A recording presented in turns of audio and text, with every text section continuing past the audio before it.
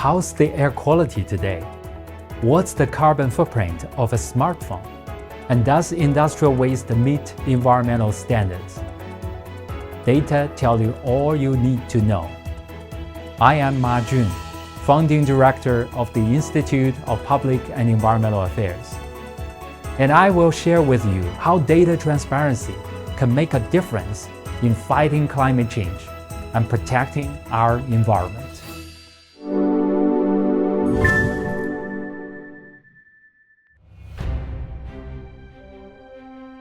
Hello, welcome to China Talk.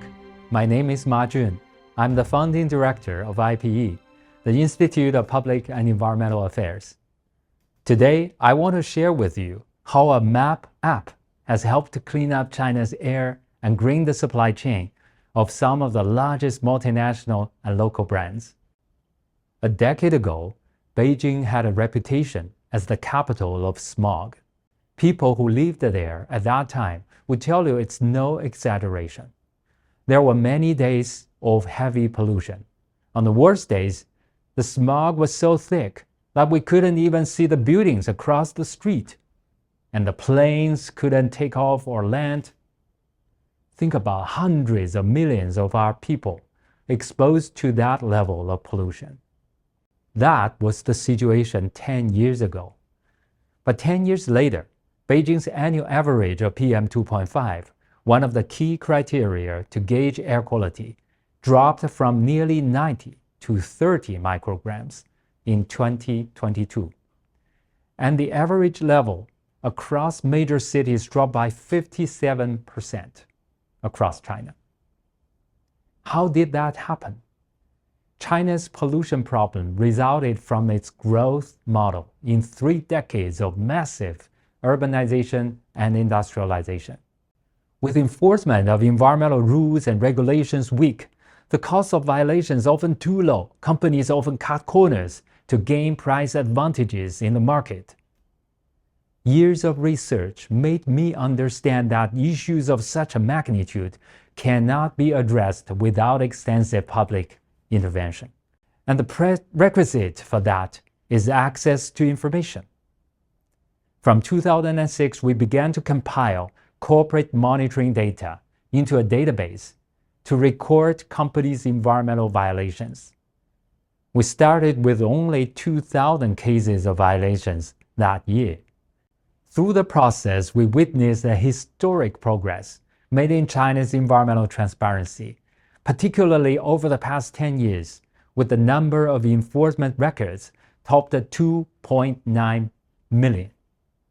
In 2014, China began to require thousands of major polluters to disclose their online monitoring data to the public every 1 to 2 hours. It's the first of its kind in the world. To make this data accessible to the public, we launched the Blue Map app.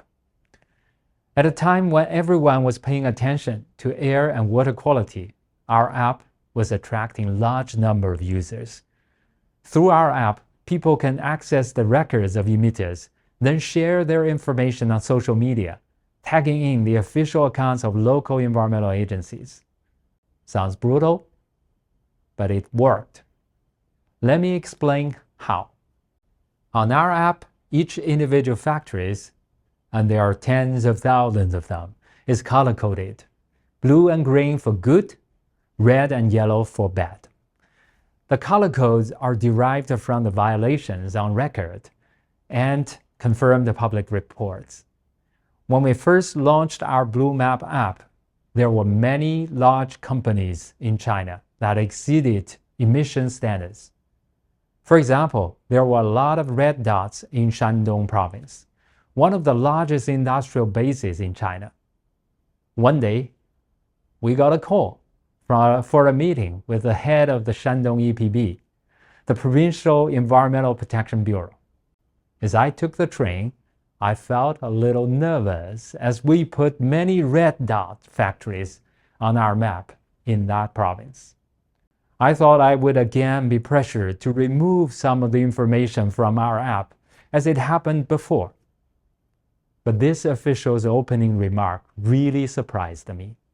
He said, "Look, There are 100 million people in our province, and we burn 400 million tons of coal. Now, I'm asked to clean up the PM 2.5, and I don't think I can deliver without the understanding and support of the people. He said our Blue Map app could actually be of great help because it's based on science and monitoring data. In another word, instead of getting a dressing down, we were accepted as part of the solution to the pollution problem.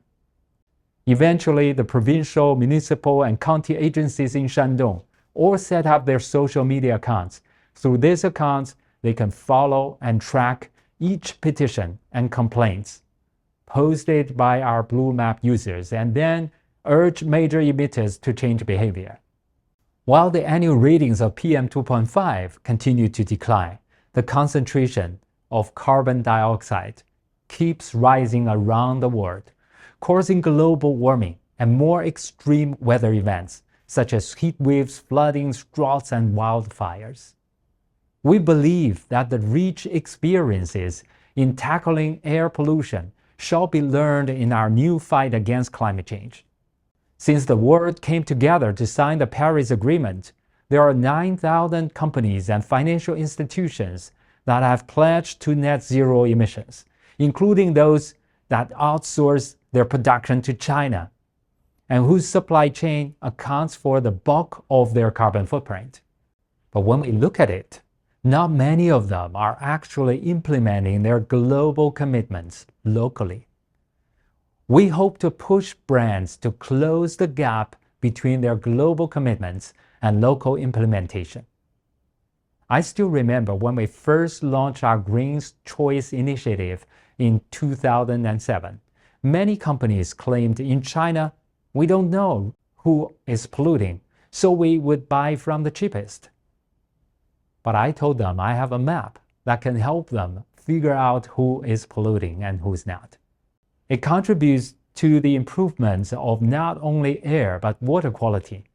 In comparison with 2006, the year when IPE was funded, the proportion of monitoring points of rivers and lakes reporting worse than Category 5, or the lowest water quality, has dropped from 28% to around 1% in recent years. More recently, many brands began to drive their suppliers using the digital accounting solutions to measure and disclose their carbon emission and set targets for reduction.